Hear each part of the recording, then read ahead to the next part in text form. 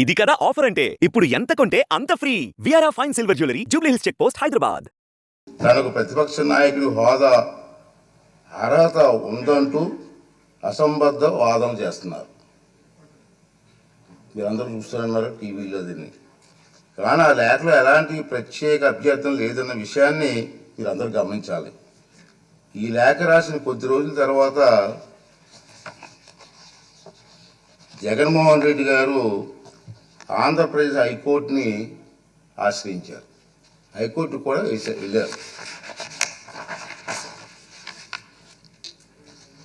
విచిత్రం ఏమిటంటే తనకు ప్రతిపక్ష నాయకుడిగా ప్రకటించవలసిందిగా శాసనసభ కార్యదర్శిని, స్పీకర్ కార్యదర్శిని ఆదేశించాలని ఆ రిట్ పిటిషన్లో విజ్ఞప్తి చేశారు. జగన్మోహన్ రెడ్డి గారు పిటిషన్ ఇంకా విచారణ అర్హత కలిగి ఉన్నదో లేదో అని నిర్ధారించే దశలోనే ఉంది. ఇంకా రిట్ పిటిషన్ వేసే అర్హత ఉందా లేదా మీకు అని చెప్పి ఆ దశలోనే ఇంకా ఉంది. ఈ పిటిషన్లో వైఎస్ జగన్మోహన్ రెడ్డి గారు స్పీకర్ను, శాసన వ్యవహారాల మంత్రిని ప్రతివాదులుగా చేర్చినప్పటికీ ఆ ఇద్దరిని మినహాయించాలని గౌరవ అడ్వకేట్ జనరల్ గారు చేసిన సూచనతో గౌరవ న్యాయస్థానం ఏకీభవించింది.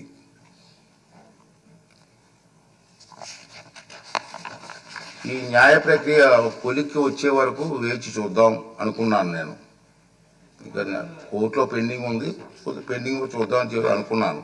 కానీ ఇటీవల కాలంలో ఈ అంశంపై జగన్మోహన్ రెడ్డి గారు ఇంకా వారి పార్టీ నాయకులు చేస్తున్నటువంటి పలు వ్యాఖ్యలు నా దృష్టికి వచ్చి మీరు కూడా టీవీలో చూస్తూనే ఉన్నారు.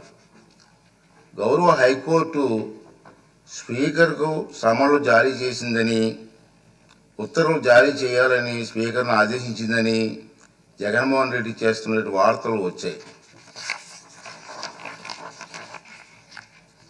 నిజానికి ఈనాటి వరకు హైకోర్టు జగన్మోహన్ రెడ్డి చేసినటువంటి పిటిషన్ విచారణ అర్హత ఉందో లేదో నిర్ధారణ ఇంకా జరగలేదు.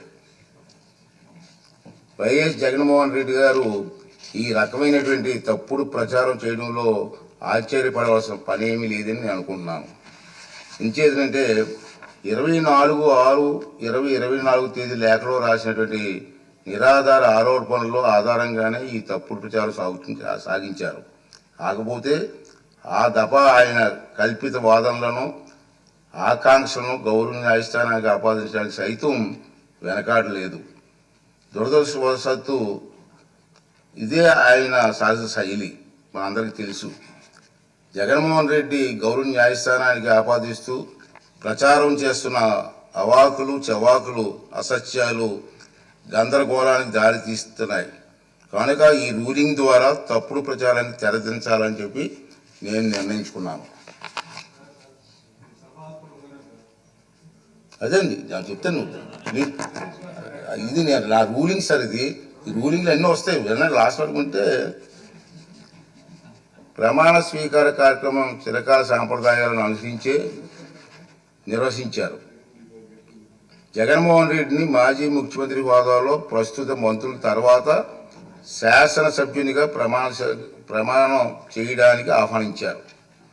గతంలో 11/1/1995 నాడు అప్పుడు ఆంధ్రప్రదేశ్ శాసనసభ కూడా అప్పటి మాజీ ముఖ్యమంత్రిని మంత్రుల తర్వాతే ప్రమాణం చేయడానికి ఆహ్వానించిన సంగతి మీకు గుర్తు చేస్తున్నాను.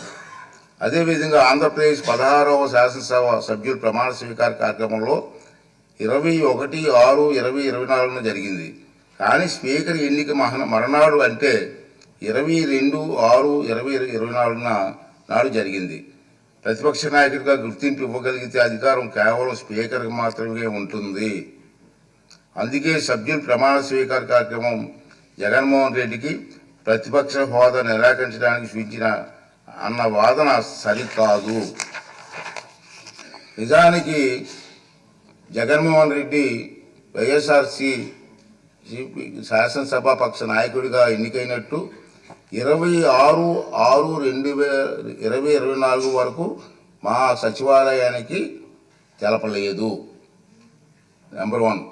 అలాంటప్పుడు జూన్ 26 కంటే ముందు అందున స్పీకర్ ఎన్నిక జరగకముందు ప్రతిపక్ష నాయకుడి హోదా గురించి నిర్ణయం తీసుకోవడం సాధ్యమా? ఇది ఒకటి గమనించవలసిన అవసరం ఉంది. ప్రతిపక్ష నాయకుడి హోదా ఎవరైనా అర్హులా కాదా అనేది కేవలం రాజ్యాంగ సూత్రాలు, కోర్టు తీర్పులు, చిరకాల సాంప్రదాయాల ఆధారంగా మాత్రమే నిర్ధారించగలరు. ఆంధ్రప్రదేశ్ వేతనాలు, పెన్షన్ చెల్లింపు అనర్హతల తొలగింపు చట్టం 1953లో ప్రతిపక్ష నాయకుడు హోదా ప్రస్తావన ఉంది. ఆ చట్టంలో సెక్షన్ 12B ప్రకారం ఎవరైనా ప్రతిపక్ష నాయకుడు హోదా ఇవ్వాలంటే వారు చట్టసభలో సభ్యులే ఉండాలి. 2, వారు ప్రభుత్వ వ్యతిరేక రాజకీయ పార్టీ సభలో నాయకుడై ఉండాలి. ఇది క్లియర్గా ఉంది.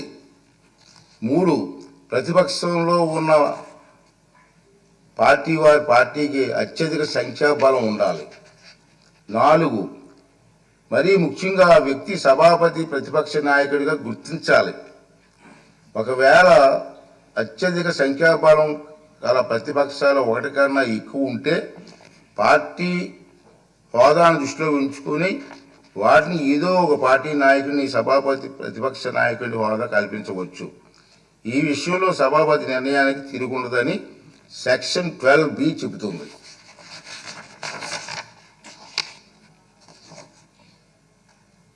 అదే సభ సమావేశంలో కావడానికి అవసరమైన క్వారం కనీసం సమానంగా ఉంటే సభలో మొత్తం సభ్యుల్లో 10ంట ఒక వంతు సంఖ్యాబలం తప్పక కలిగి ఉండాలి. ఈ చరిత్రాత్మక డైరెక్షన్ను పార్లమెంట్లో ఆంధ్రప్రదేశ్ శాసనసభతో సహా అన్ని రాష్ట్రాలు చట్టసభల్లోని పాటిస్తున్నారు. గతంలో ఆంధ్రప్రదేశ్ శాసనసభ స్పీకర్ కూడా ఇలాంటి డైరెక్షన్ నెంబర్ 56 జారీ చేశారు.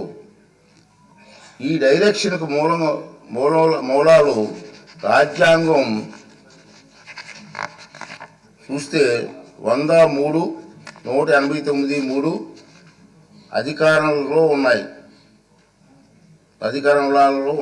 చట్టసభల నిర్వహణ కనీసం 10ంట ఒక వంతు సభ్యులు హాజరును వారంగా ఈ అధికారంలో నిర్దేశించారు. ఆంధ్రప్రదేశ్ వేతనాల పెన్షన్ చెల్లింపు అనర్హత తొలగింపు చట్టం 1953 ప్రకారంగా విచక్షణ అధికారాలు వినియోగించే సందర్భంలో స్పీకర్కు మార్గం చూపేది ఈ డైరెక్షనే. ఆంధ్రప్రదేశ్లో 1972-77 మధ్యకాలంలో 5వ శాసనసభను, 1994-99 మధ్యకాలంలో 10వ శాసనసభను ఏ ఒక్క ప్రతిపక్ష పార్టీకి ఎన్నికల్లో కనీసం 10% సీట్లు రాలేదు. కనుక ఎవరికి ప్రతిపక్ష నాయకుడిగా గుర్తింపు దక్కలేదు. అలాగే 5, 7, 8, 16, 17వ లోక్సభలలోనూ 10% సూత్రాన్ని పాటించడంతో ప్రతిపక్ష నాయకుడిగా ఎవరు పొందలేకపోయారు. సుమన్ టీవీలో మీ పర్సనల్ అండ్ బిజినెస్ ప్రమోషన్స్ కోసం కింది నెంబర్కి కాంటాక్ట్ చేయండి.